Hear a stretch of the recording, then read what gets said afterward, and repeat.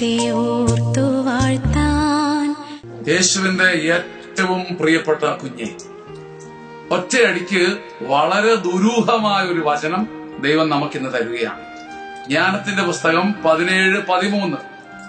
സഹായം ലഭിക്കുമെന്നുള്ള ആന്തരികമായ പ്രതീക്ഷ എത്രത്തോളം ദുർബലമാണോ അത്രത്തോളം പീഡനത്തിന്റെ കാരണത്തെക്കുറിച്ചുള്ള അജ്ഞതയെ ഭയം ഇഷ്ടപ്പെടുന്നു. പെട്ടെന്ന് വല്ല മനസ്സിലായോ?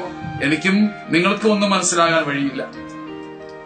സഹായം ദൈവം തരുമെന്നുള്ള ആന്തരികമായ പ്രചോദനം നമ്മളിൽ ശക്തമല്ലാതെ വരുമ്പോൾ, ഏത് കെണിയിലും കുരുക്കിലും എന്റെ ദൈവം എന്നെ തൊട്ടാലേ ഞാൻ രക്ഷപ്പെടുകയുള്ളൂ എന്ന ഉൾബോധ്യം നിനക്കോ എനിക്കോ ശക്തമല്ലാതെ വരുമ്പോൾ നാം എന്തെടുക്കുന്നറിയാവോ? നാം കിടക്കുന്ന കെണികൾ, നാം അനുഭവിക്കുന്ന വേദനകൾ, അതിന്റെ കാരണം രോഗമാകട്ടെ, നിന്ദനമാകട്ടെ, തടസ്സമായിരിക്കട്ടെ, കെണിയായിരിക്കട്ടെ, പരിഹാസമായിരിക്കട്ടെ, ഇതിന്റെയൊക്കെ കാരണത്തെ കുറിച്ച് അറിയണമെന്നൊരു ആഗ്രഹമില്ല. നമ്മൾ പറയും, ഞാൻ സഹിക്കുന്നു, ഞാൻ ദുഃഖിക്കുന്നു. ഇത്രമാത്രം പറഞ്ഞ് സഹിച്ച് ദുഃഖിച്ച് ആ ദുഃഖത്തിൽ അങ്ങ് കിടക്കും.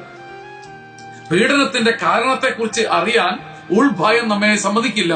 നമ്മൾ വെറുതെ ഈ ഭയം മുഖാന്തരം പീഡനത്തിന്റെയും ദുരിതത്തിന്റെയും സങ്കടത്തിന്റെയും കാരണമൊന്നും തപ്പാതെ വെറുതെ ആ സഹനം അങ്ങ് പൊക്കിപ്പിടിച്ച് ആനന്ദിച്ചുകൊണ്ടിരിക്കും.